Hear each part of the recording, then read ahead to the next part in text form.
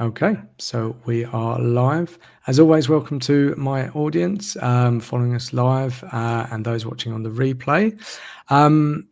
Today, my guest, so I'm going to pronounce your name. So obviously Sally is easy for me. So Stockreisser. Oh, very good. Top points. Yeah. Nice. Very good. So Sally, my opening monologue is always the same. I don't introduce my guest because I would do a very bad job of it. Would you just mind taking a few seconds or however long you want, in fact, just to introduce yourself, who you are, and maybe some context for the conversation, your background, etc., whatever you think is maybe relevant for today. Yeah, sure. Thank you, Colin. Thank you so much for having me. And it's really lovely to be joined by everyone. So I'm Sally Stockreisser, as you said, and I'm an emotional empowerment coach. So I teach people how to transform the emotions that their brain produces. It's my privilege to provide them with the skills and the concepts that they need that completely transform the way we experience emotions. Nice.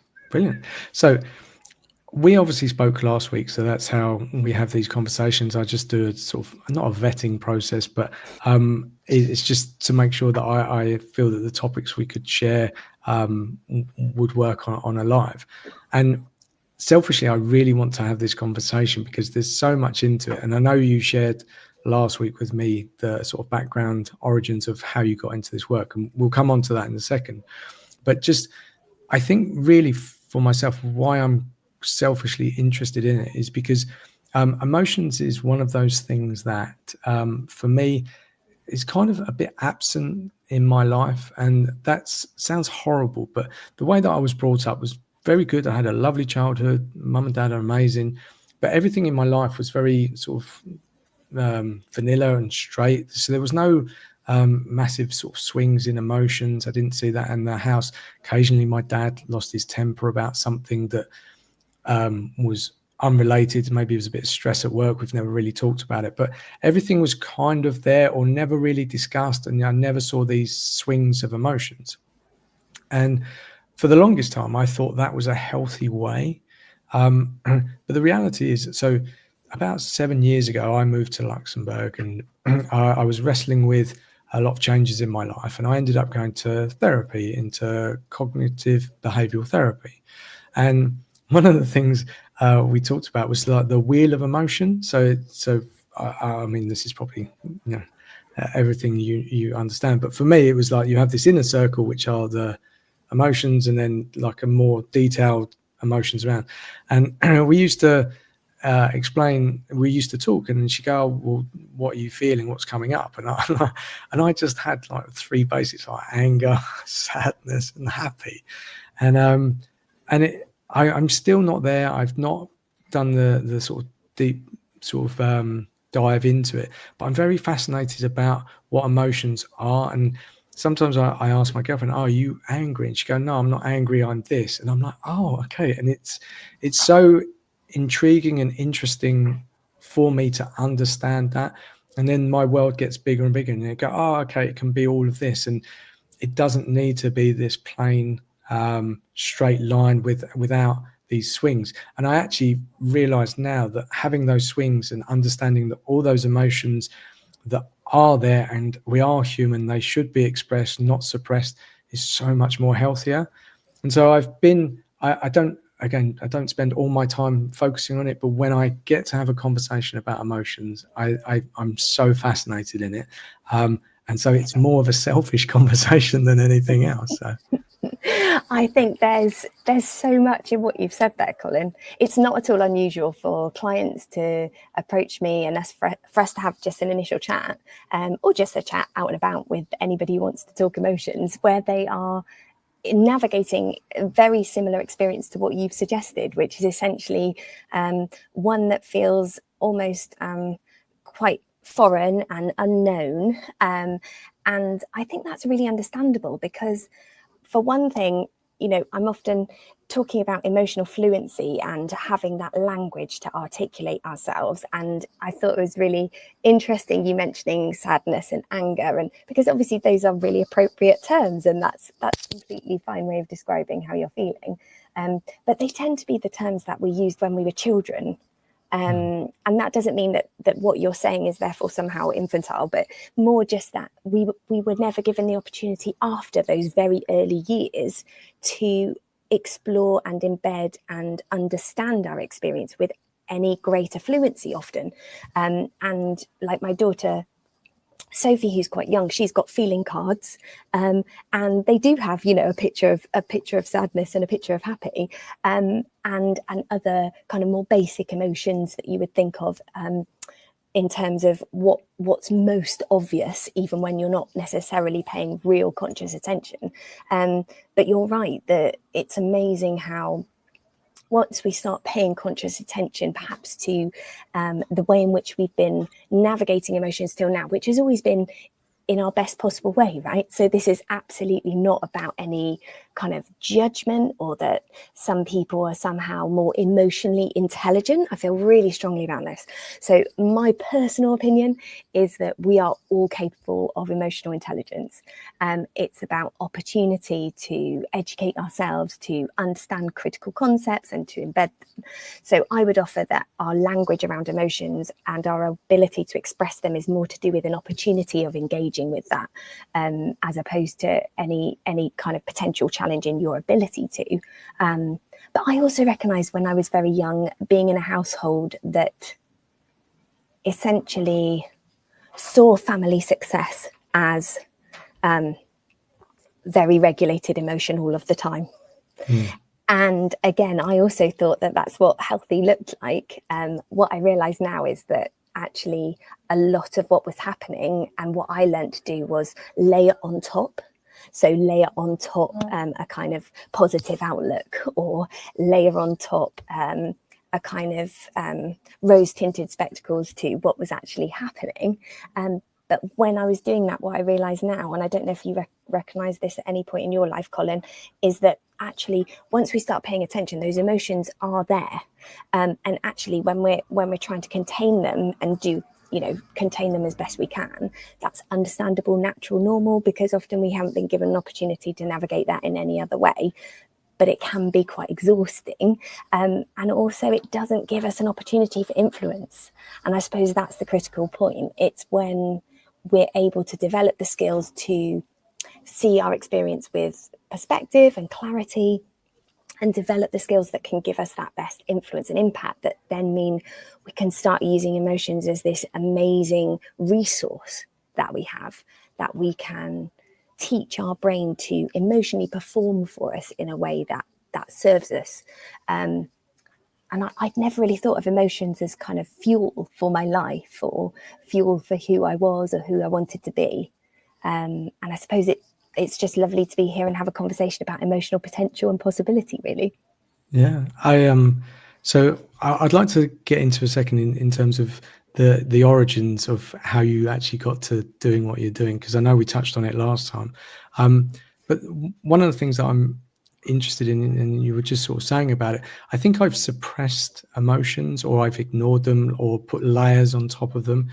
And something I always thought that the brain was running the show. That's how I just saw myself, as just I'm quite a logical person, quite structured, quite routine. And I would say it's only the last 3-4 years that I realized that there's so much wisdom in the body, especially around intuition. And I think I know nothing really about where the emotions come from, if they're head, heart, or whatever. But the more I connect with my body, the more human I feel. I feel there's so many messages, there's so much knowledge and wisdom in my body, and it's just about allowing that to come through. And I think having suppressed it for a long time, it's a bit strange. And when these these emotions do come up, it's hard for me to sort of not navigate it, but go, oh, where is that appropriate? Does it show up? I remember saying years ago, all I want to be is just happy. I just want to be up here. And the therapist said, well, is that realistic? And I was like, no. And she said, oh, it's not about not feeling these things. It's just about regulating and going from one extreme to the other. And that makes it sound like I go into depression and then I go into happiness. But I would say the swings between these were quite So for a period, I'll be happy about my life, and then I would go down and I'll be like, oh, things aren't moving. And so I existed in these areas. And she explained to me that actually not going to the extreme high, but not going to the extreme low, and understanding that, being aware of all these things as they come up, actually will help you just navigate. And the I want to say negative emotions, but I even think saying negative Can emotion I is the offer wrong the thing. word challenging? There we go. Can I offer that word? Because Yeah. I think you're absolutely right. That's the reason that I don't tend to use the phrase negative emotion, just because it kind of it talks to quite a lot of unhelpful ideas we've often kind of taken on board about emotions without realizing that they might show some inadequacy in us, or kind of represent us in some negative way as a person, as opposed to them simply being emotions. So yeah, maybe can we go with challenging? Yeah, absolutely. And I actually, now looking back, I realize there's so much wisdom in, some of these emotions coming up, because they're messages, they're things that I'm processing, not suppressing, and actually I quite look forward to it. And rather than wanting or chasing this whole happiness vibe, it's just about accepting all of that, and these things come along and embracing them and feeling them. Again, that makes it sound like I'm some sort of expert and I'm at peace with myself. I'm very much not there, but I think that's the part of the journey. And rather than avoiding, these challenging emotions, actually, okay, go, that's something that's there. What is that? Dig into that. That's curiosity. My body's telling me something's coming up. And why is that? And I think with all of these things, if you approach it with a curious mindset, it's a lot easier. And you don't, I used to beat myself up quite a lot about, especially something like crying was like, oof, no. And I would absolutely stop myself crying.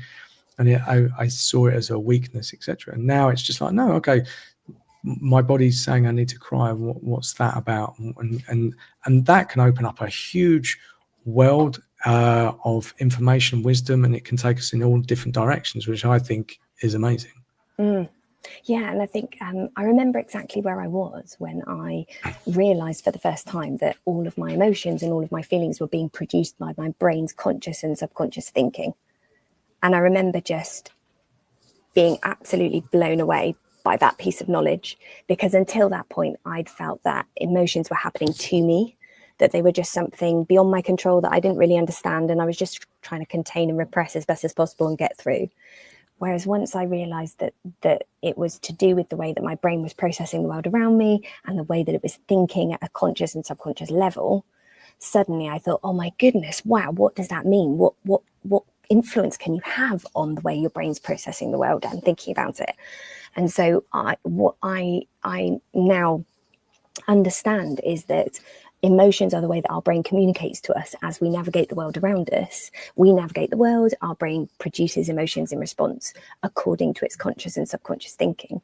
And I realized that I'd never known that was even something that was happening, but also I had not at that point even realized there were skills that I could learn that would allow me to listen to that thinking, reveal that thinking, and therefore have an opportunity for influence. So it was almost like my brain had been communicating to me for years through emotions and its thoughts, but I'd never, ever had an opportunity to understand that that was what was happening, and that therefore I could start having an impact on the way that it was communicating with me emotionally. So is this the moment that we spoke about before when you were renovating your house? Was this the Yeah, trigger? Yeah. yeah. Would you mind just explaining that for the audience? Because I know No, you not at touched all. on it briefly, but yeah. Yeah, sure.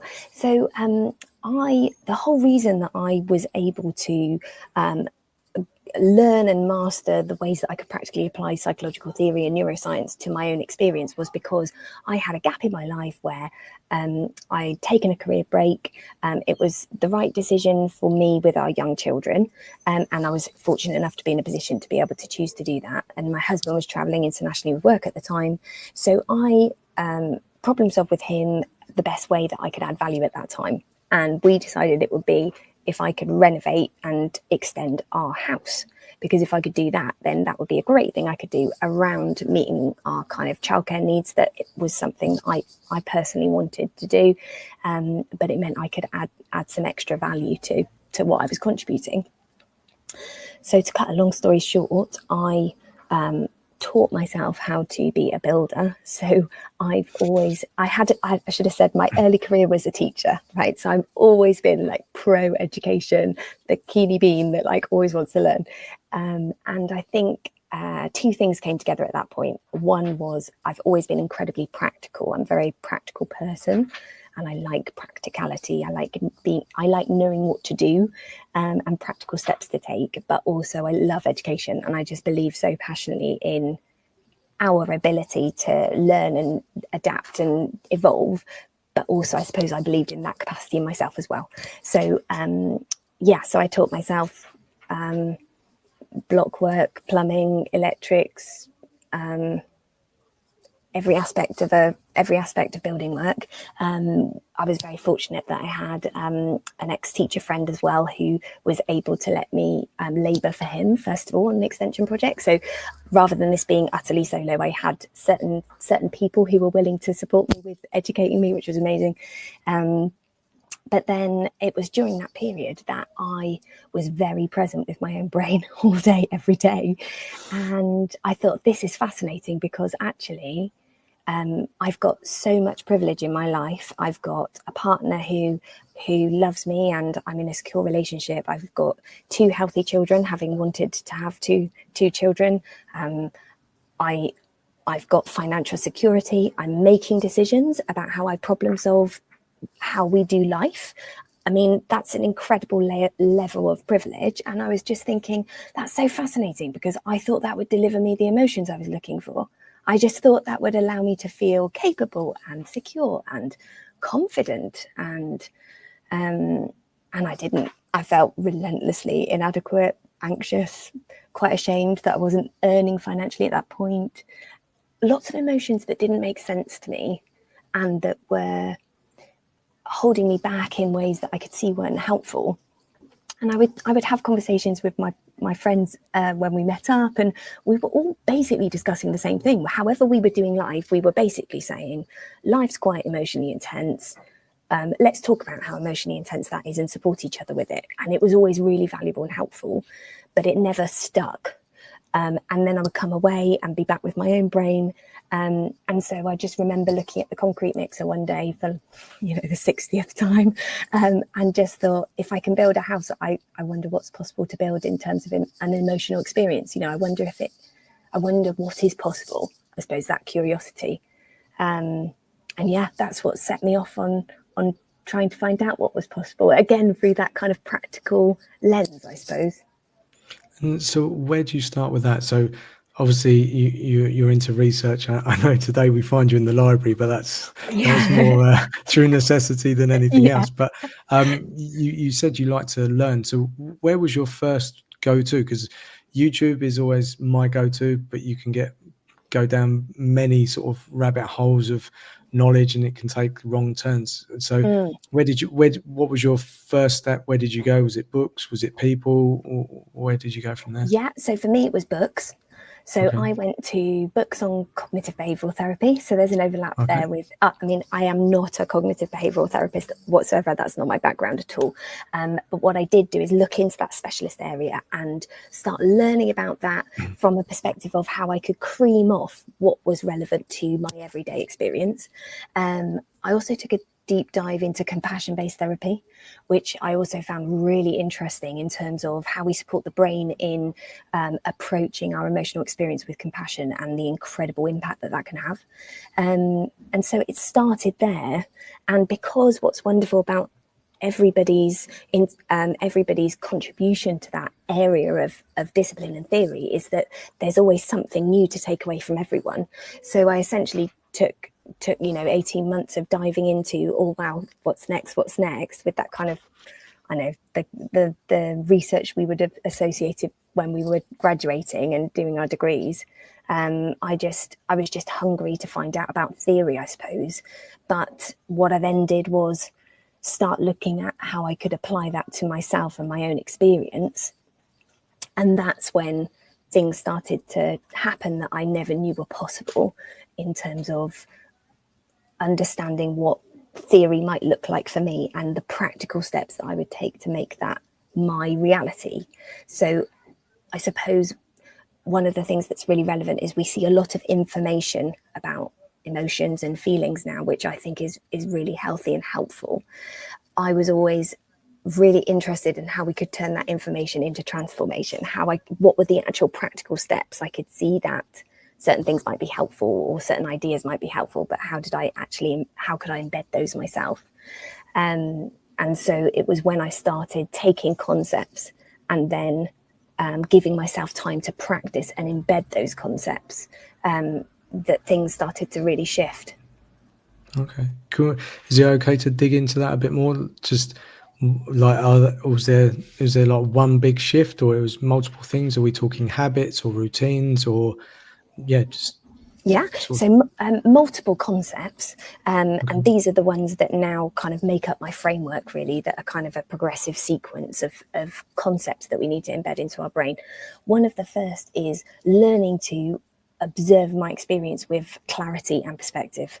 So understanding with emotional literacy what emotions I'm navigating. So the feelings wheel that you mentioned, that is a tool I use every single day. I still use it now. So because emotions are physical sensations in our body, and because we can start paying attention to what those physical sensations are, we can start matching those up with appropriate names. And a feelings wheel was a great place for me to start. I still use that tool all the time, because it's amazing how our brain doesn't like to be confused. It likes to answer questions. So like any skill, it takes a while for our brain to adapt and be able to develop that skill. But when we give it the opportunity to have repeated practice, it's able to learn to communicate with us in that way. So I started using the feelings wheel, started looking at my experience with perspective and thinking, okay, so what's regularly coming up? What emotions are my brain regularly producing that perhaps don't serve me? Or what are the emotions that it's not yet producing that I'm looking for? So, for example, that first phase revealed that my brain was amazing at producing anxiety and inadequacy, low worth, a lack of confidence. And it hadn't really learned since being an adult, it hadn't really given me the opportunity to experience emotions I was looking for, such as adequacy or capability. So the first stage was looking at what my experience was, understanding what that was and how I would like it to change. And then there were other various concepts that I found were absolutely critical. So my second concept that I then looked at was how much I realized I was judging my experience, not just experiencing my experience. And what I mean by that is, it wasn't that I was just sometimes experiencing an emotion. I was then making that mean all sorts of things about me. So I was stressing about the stress, or I was angry about the anger, or I was worried about the worry. I was convinced that because I was experiencing so many kind of fear-based emotions, for example, like anxiety, that must indicate some failing in me, that must mean that I'm somehow less worthy a person. And my brain had learned to make that mean so much. Whereas what I understand now is actually, because feelings and emotions are physical sensations in our body, I learned to think of them more like the physical sensations that they are, like almost like a headache. You know, when I have a headache, I don't make that mean anything big about me as a person. I consider best next steps to support myself. You know, I might have some paracetamol to support myself, but I don't lose energy and emotion to what that might mean about me. And so another big step early on was understanding that I could start seeing the emotions my brain produced with complete perspective, that was non-judgmental and more just, I mean, use this word earlier, just more curious and interested in what my brain was doing, more from a detached space, almost seeing it like a computer program running and looking at what it was doing that did or didn't serve me. And I think that sense of detachment can be really helpful early on in terms of recognizing that actually it's completely human to experience a whole wide range of emotions, as you've discussed, and that those are natural and normal. and they don't show any kind of inadequacy in us as a person. I think that was the way into the next step. There's so much into that.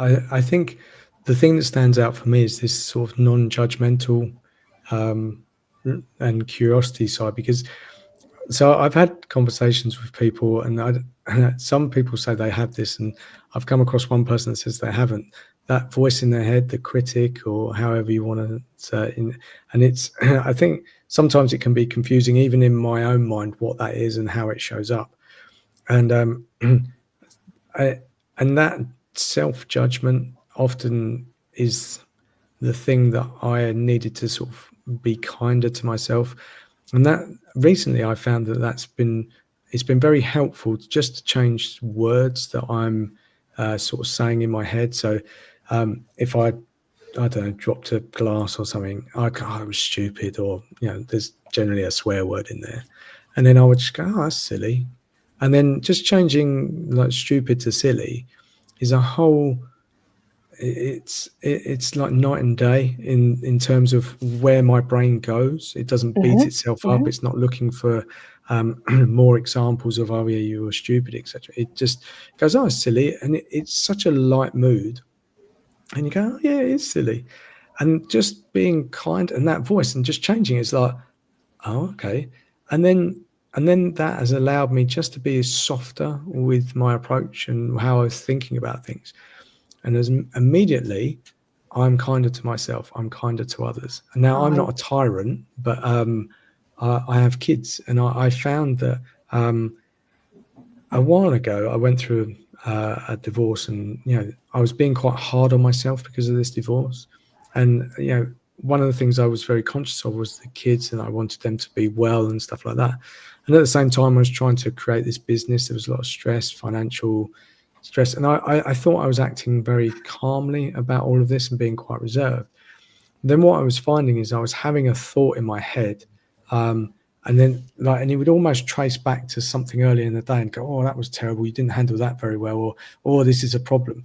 And then immediately in front of me were my kids. Maybe they were just eating their dinner, and I'd go from the back of my brain to the front of my brain, and then whatever I saw in front of me was an immediate reaction. It was okay, you're not eating well, or eat with your mouth closed. That wasn't actually an example because they're pretty good at eating with their mouth closed. And I was like, oh, and it really shocked me because and the way that I would talk wasn't like, oh, try this. And I realized that I disliked myself for the way that I was being, because I put a lot of effort into my kids and how much I support them. Yet I felt that I was letting them down by the way that I was talking. But then I took that step further, and I realized that actually it wasn't about them, it was about me, and that I could trace that back. The problem didn't start with them, it started with me, because the same scenario would exist. And if I hadn't been in my head too much and hadn't been talking to myself that way, that wouldn't have come out against the kids. And then I realized, oh, okay, it's about that. So it actually led me to try, and again, I'm not there, certainly not there, but when I can catch myself, like, oh yeah, it's just silly, or just be kind, and everything from then onwards becomes a lot easier. You are curious, you can be less judgmental. I don't know, I'd like to get to the point where I'm not judgmental of myself. And I think, like most things, we've been conditioned for a long time.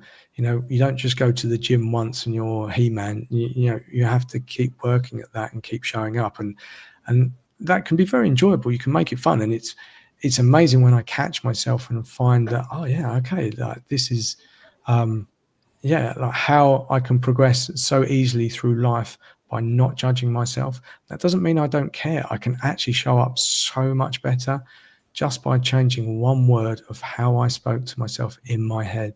And that's quite powerful, but you have to catch yourself. And that's and that's the critical thing there, isn't it, of the fact that you're in a position now where you are able to watch your own thinking almost.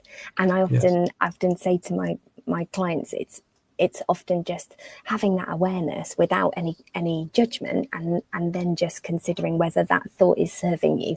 And like you say, because our thoughts are generating our emotions, actually a tweak of one word can radiate out in completely different emotional consequences. And actually the difference between talking to yourself in a way that talks about stupidity will take you off to probably a much more intense emotional place than a word like silly. And critically, you are choosing that because it serves you, rather than you layering on top because you think that might sound aspirational or idealist. It's more just having a really honest conversation. I mean, it's crazy, isn't it? We're talking about talking with our own brain, but essentially when you're watching your own thinking and thinking, actually, does this serve me? Like an equivalent for me would be swapping should to could. So my brain was very good at saying, oh, I should have done that. And every time I swap it to could, the difference emotionally is really quite significant, because should kind of lends itself to a critical lens, almost the idea that I failed and I could have been better. Whereas could seems to present it more as an option. It was an option. I could have done that. And if I had, maybe that would have served me better. And it's more like a learning process as opposed to a pass or a fail. And yeah, it's amazing how significantly the impact is when we make those tweaks to the way that we're talking to ourselves. And I used to have no idea that our brain was naturally designed to undermine our opinion of ourselves. I used to have no idea that, like, for example, one of the programs our brains like naturally running on automatic mode is negativity bias, which is essentially that our brain is naturally wired to bias towards the negative. And that's fascinating in itself, because early humans who were more wired to the negative were much more likely to survive, much more likely to seek out and be aware of threats, much more likely to consider dangers. You know, it allowed them to survive. And our brain is here today because it's evolved to ensure our survival. It's not evolved to make us feel good about ourselves particularly easily. And actually, when I realized that, oh, wow, so actually my brain isn't naturally going to deliver me objective thoughts about who I am. It's naturally going to default to kind of a negative interpretation of who I am. And I thought, that's fascinating, because I've been seeing all those thoughts, like self-critical thoughts, as facts. When my brain says something, you know, that's a fact. You can't do that. Well, that's just a fact. Or you're going to mess that up. That's just a fact. And I hadn't had any opportunity until that point to see those as optional thoughts. And that realization was huge, actually. And so then that just came down to changing the language, or did you have to actively sort of, I don't know, I want to say argue against, okay, no, I am this, and prove to yourself? How did that work? Well, there's a few things to understand. So another concept, without getting kind of too many concepts on the go at once, but one of the critical concepts to understand is that when your brain has got an automatic way of thinking, it's designed to kind of double down on that and want to hold on to that thought, that way of thinking, to save mental energy. So one of the ways that I realized I could have a really big impact on the way that I was thinking was by giving myself the chance to recognize the thoughts that were relevant. So I'd have a rush of a challenging feeling. Then I'd want to know what thoughts were generating that feeling. So I get a piece of paper, write down what came to mind. And all of these are emerging skills that we develop, rather than me sounding like day one, that was all just perfect. I knew exactly what I was doing. Of course I didn't.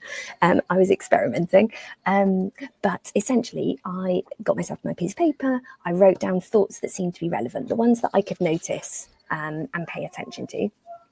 And then I knew that my brain was going to kind of keep delivering me those thoughts on repeat unless I staged an intervention, basically.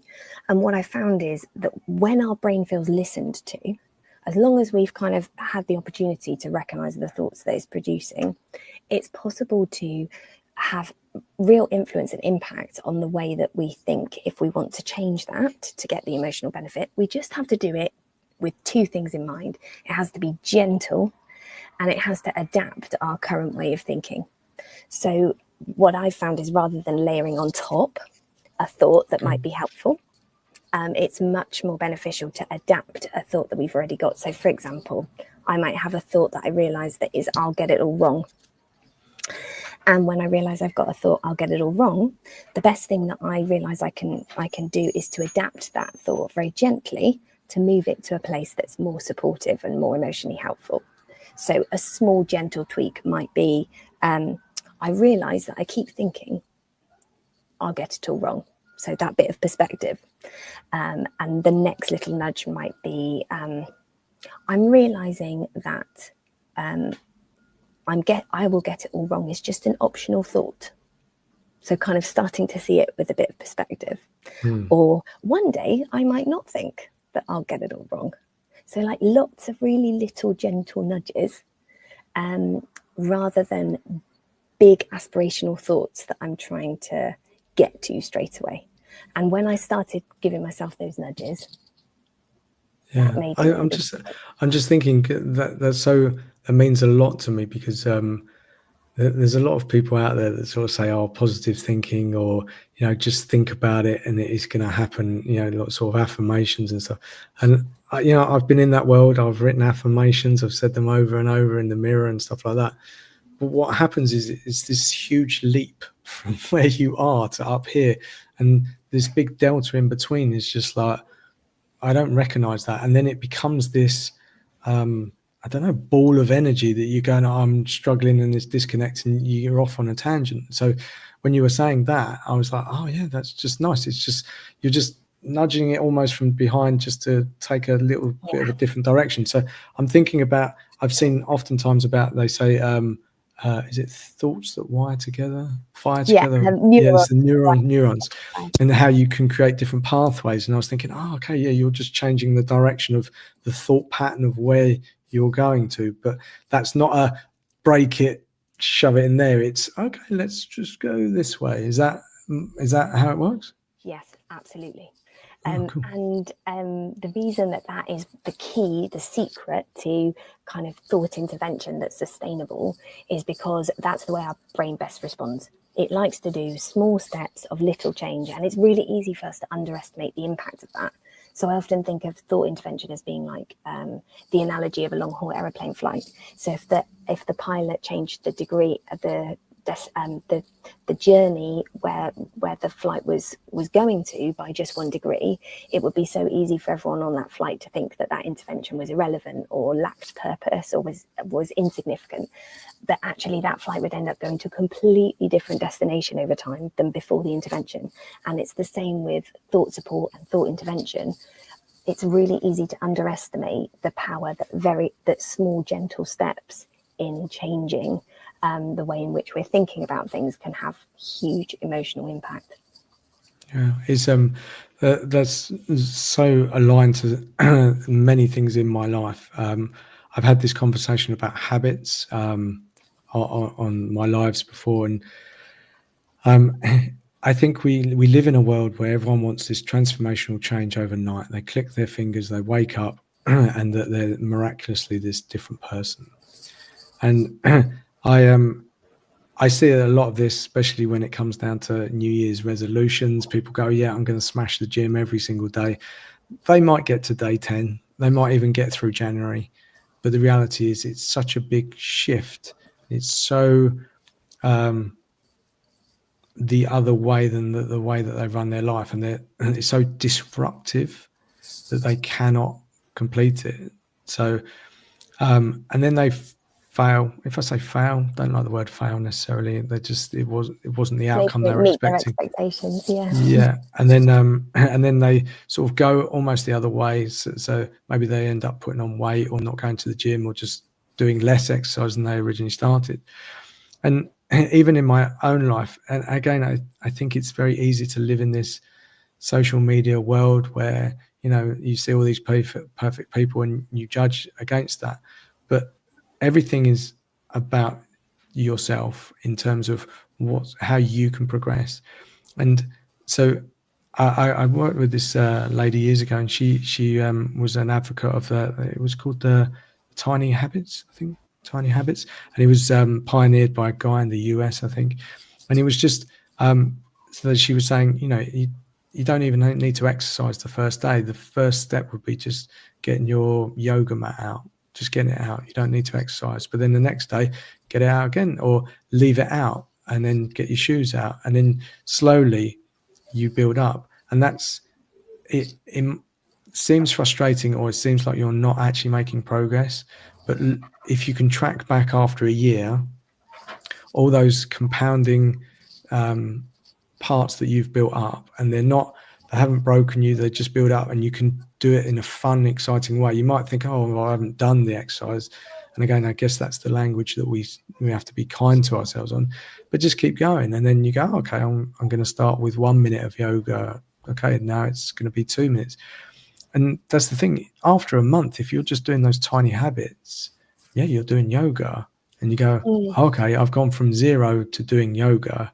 And it's just that reframe and just acknowledging that things take time and being kind. And again, I don't want to beat on social media, and I say this, you and I met through social media. Well, it was a mutual acquaintance that put us in contact, but that world exists, and I'm very grateful for it. But I think also we have a tendency just to look at other people and where they are, but you never really get to see the journey and how long it took them, etc. So I think that's you're not in a race with anyone else. Your journey is your journey. And I always say this about exercise. I've built exercise into my, I do it 5 days a week, and it's so integrated in what I do. I don't actually call it exercise. It's like having a lunchtime, and it's just almost eating. And because it's done in that way, I don't even think about it. And sometimes I have to remember, you go, oh, wow. So aspirationally, I work out 5 days a week. Most times that happens. It's not always at the same intensity, but it's something. And it's so integrated in what I do. Sometimes people ask me and I'm like, oh yeah, I do that. And they're like absolutely shocked.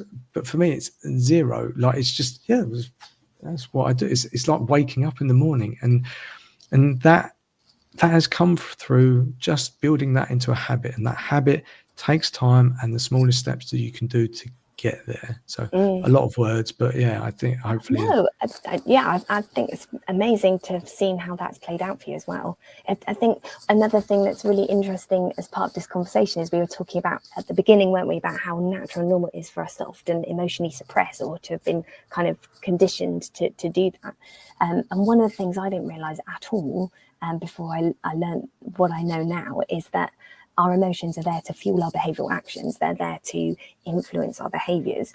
And so actually anything we do, anything we don't do is heavily influenced with the emotions we're either feeling at the time or the ones that we're looking to enjoy or seek as a result.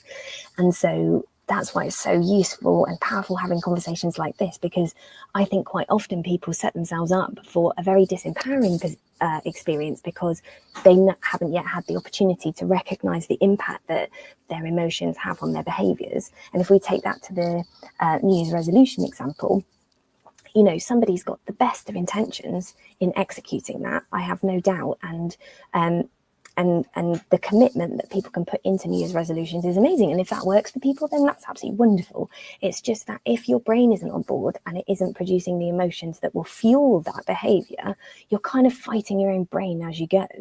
And if that works, then that's great. But quite often what we're trying to achieve behaviourally, what we actually want to be saying is, what emotions will best fuel this behavioural action for me? And so when you talk about taking those small steps, actually those small steps are high reward and high success rate and high positive feedback loop. And once we start associating a behavioural action with a positive emotional outcome or a positive emotional experience, suddenly it's almost like the effort has gone, because actually the emotions are there fueling what you're looking to behaviourally execute. So I don't work out five days a week. I think that's amazing, Colin. But I can totally see how that would have worked for you, because actually those micro habits then ended up embedding into, like you say, just being behavioural actions that you wanted to take, but actually that served you and just became part of who you are and worked for you on that emotional level as well. So yeah, I think it's really, really important for people to have the opportunity to realise that engaging with your emotions is so much more than simply feeling good. It's actually everything in terms of who you would like to be as a person behaviourally as well. Yeah, it's I'm going to bring this other example in of my life. This wasn't supposed to be about me, but it's very helpful for me. So yeah, no, absolutely.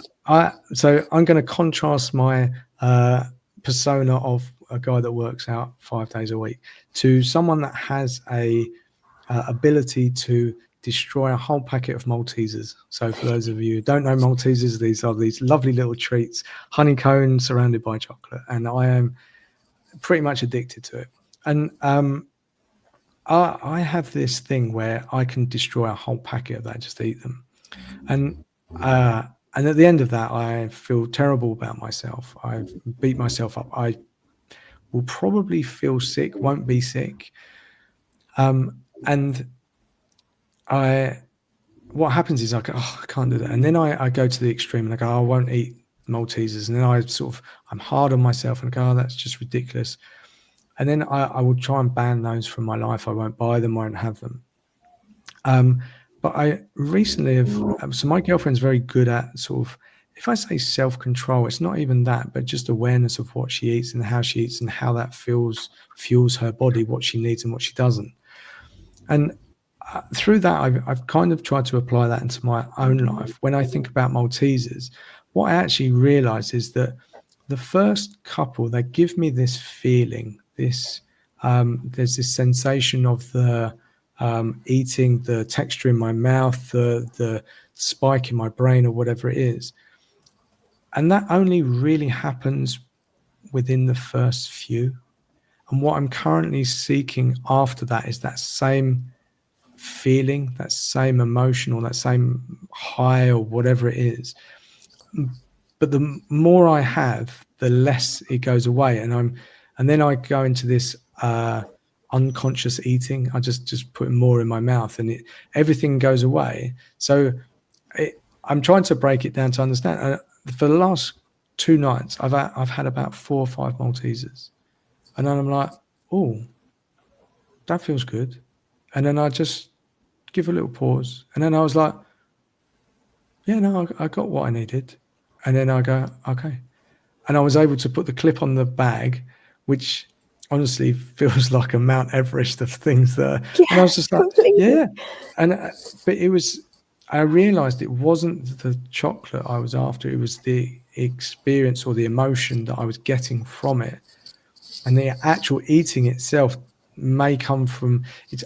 I actually think it's the emotion before eating it. It's just the ritual or the thing itself. And I was like, oh, I can give that to myself. And it doesn't need to be a tsunami of Maltesers entering my mouth in that way. And I was like, oh. And it's like this. I'm just testing out with it. I don't know if I can keep it up or if it's a willpower thing or what. But I was like, oh, but by being conscious about it, not doing 2 things at once and shoveling Maltesers into my face, I was like, oh, okay, it's the emotion that I want. It's that thing, that thing behind it. And that is quite a game changer, because once you see it through an emotional lens, you can interpret that in completely different ways, can't you? Almost, like you were saying, you were able to see that there was an emotion you were feeling before you started eating that kind of fueled that behavioral action. And then after a few, you could see that your emotions in relation to that had changed. And so once you start having that wider awareness, it's much easier for you to start seeing with perspective, I would imagine, whether that's serving you or not.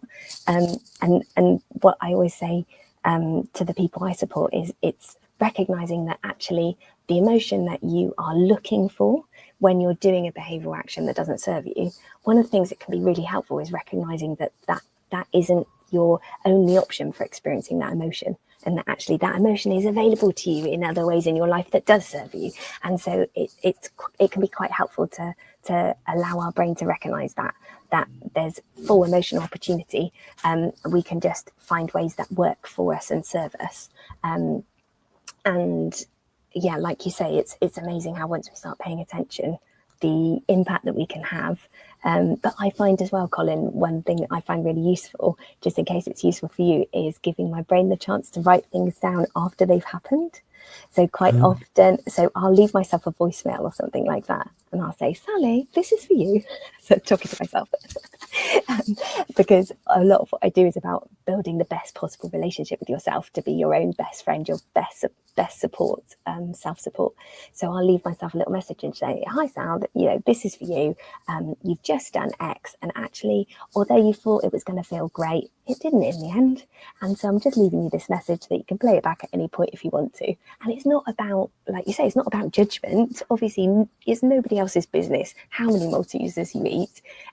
It's just about whether it works for you and whether that's what you want when you're consciously paying attention.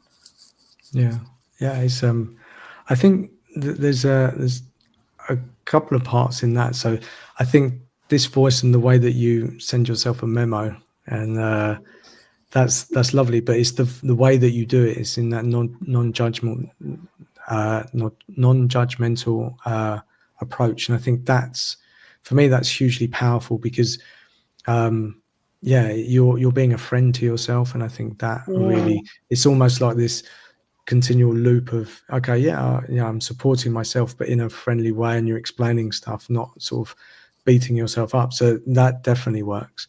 I think this moment of pause and reflection. So two things come to my mind. So I do I sort of do meditation. That's a weird term to say, but I found meditation works for me. Just gives me a little bit of space, and I know it's not for everyone. It's not, and I think I realized for a long time that, sometimes things that work for me don't work for other people, and I definitely shouldn't project myself and say people should do things, because we're all different types. What works for one person certainly doesn't work for another.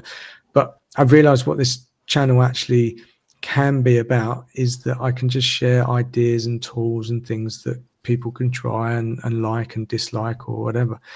But I think in my own life, I'm into this experimenting because, again, when we think about, okay, I've got to go for a run, it's very definitive. But for me, it's not about running, it's about exercise. What thing fits in your life?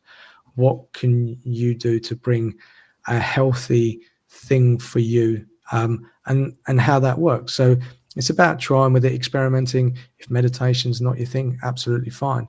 But I've also done the journaling side, and that's, I can see that the benefits of it. So I thought I did this bullet journal. I don't know if you've ever heard of it. No, I haven't. And it's actually a very good way of sort of organizing, not your life, but it's not about like a massive to-do list. It's just about sort of capturing what's going on during the day.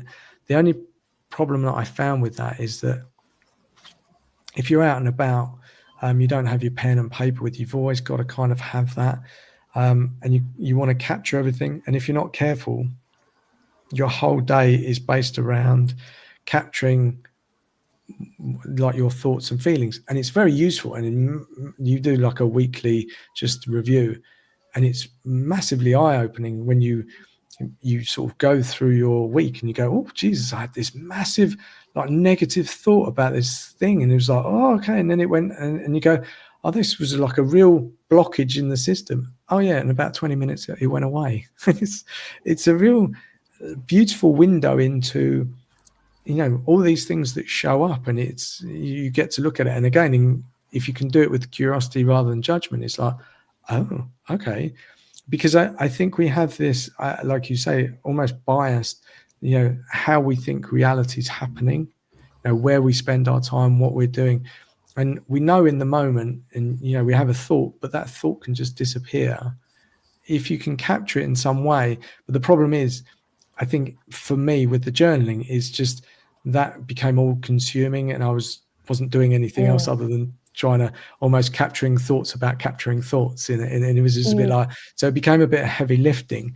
But I think there's maybe somewhere in between. So I don't have it on my desk, but I have these little notebooks, and I try and capture things and notes and just things. I set up reminders. I use Apple, the ecosystem, but I try and remind myself to get things out of my brain, remind me so I don't have to hold on to it, etc. So I love the way that you're doing things. So I might, I think I might experiment with that as well. Just these lessons and stuff like that, and use the kind voice. I think that's, it's definitely one for me. I love the word you used, friend, because I often say how one of the things I learned to do was teach myself to, because I was so interested in other people. I've always had such a love for other people, and I would think so much about how I could best support them, and I'd never thought about how I could support myself.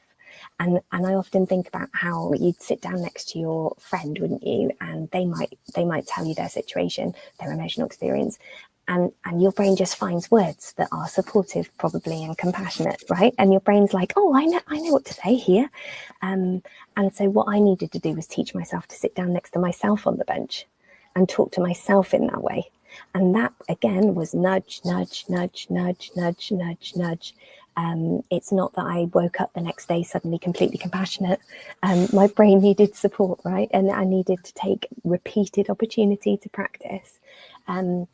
But it was amazing how changing the way that I spoke to myself to allow myself to kind of visualize me sat on that bench and check in and think, am I talking to myself in the same way I would talk to somebody else? And giving myself that level of respect and compassion radiated out emotionally in so many positive ways. Yeah, it's actually quite good timing. So I don't know if you know Victoria Brennan. She's one of the people in my network, and we did a live, and her focus is around sort of money mindset. And I've just signed up for her mindset course because I think I've got some blockages around money, and I'm in quite a good place financially at the moment. But I want to experiment because I'm in that good place just to kind of see what's holding me back, because I can see patterns emerging throughout. Anyway, she saw one of my posts the other day, and she recommended this book by Kamal Ravikant, and it's "Love Yourself Like Your Life Depended on It."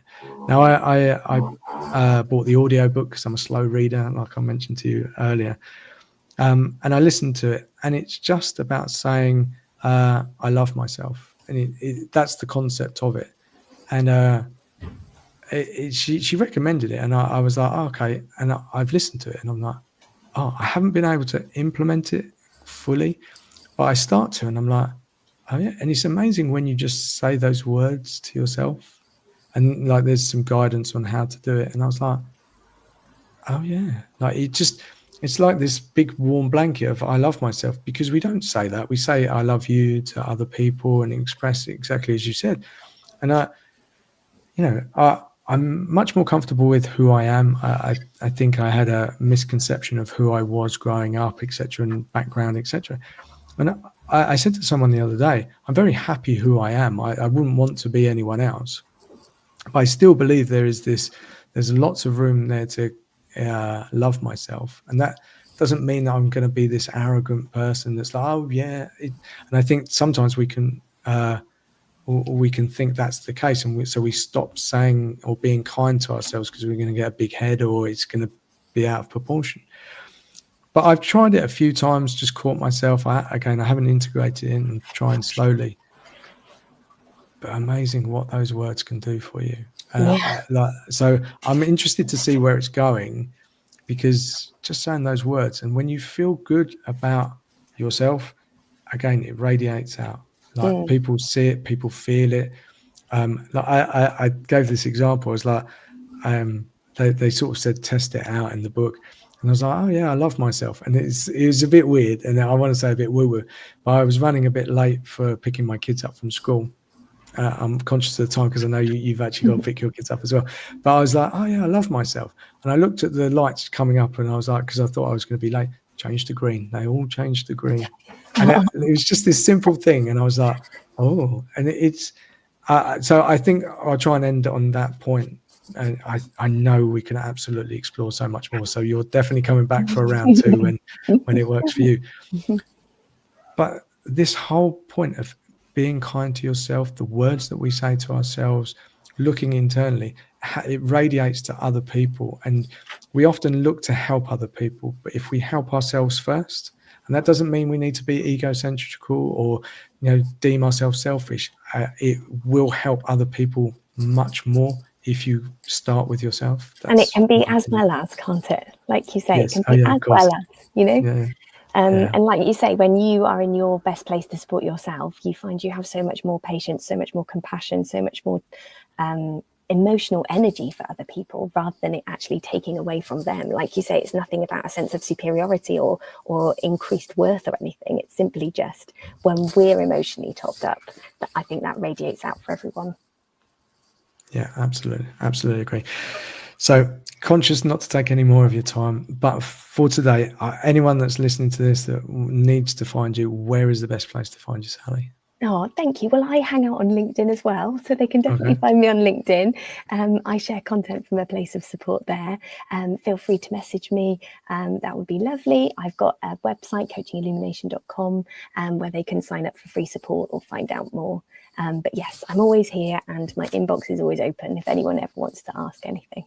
Perfect. So I repost this video and I'll put all the links to where to find you and mention you, so it's easier for people to come and find you on LinkedIn and your website. So yeah, for today, it oh, was amazing. It was a real pleasure. There's so much more to explore. I'm glad I had this conversation. So thank you so much for your time, Sally.